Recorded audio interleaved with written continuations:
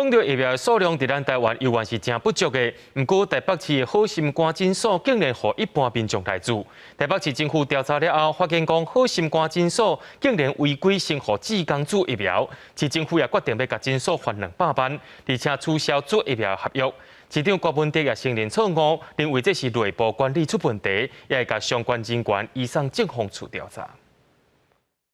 打出新冠肺炎疫苗接种记录卡，顶悬阁有印好心肝诊所的印仔。经立委林静怡指出，台北市中正区的好心肝诊所替介侪人注疫苗，要求政府调查台北市疫苗流向，敢有毋是第一类到第3类的人违规抢代新注新冠肺炎的预防车？简单讲，这个问题就是你台北市卫生局你到底有照册无？到底有照规矩来做无？本来若伫咱咧讲卫生局的局长讲的讲，所有的疫苗拢是为病医分的。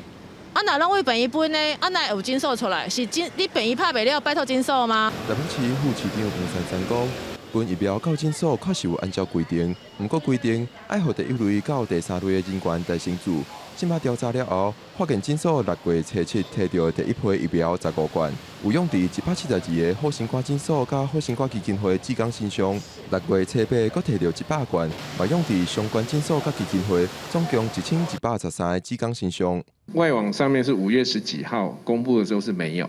但是我们再去跟他询问，他说6月2号他是他的合约医疗验所。今天早上稽查的结果，显然在我们要求他们依照第1类到第3类的医事人员，有一大部分是不符合相关规范的，所以我们今天会处以最高罚款200万元。本来是希望他们能够做预约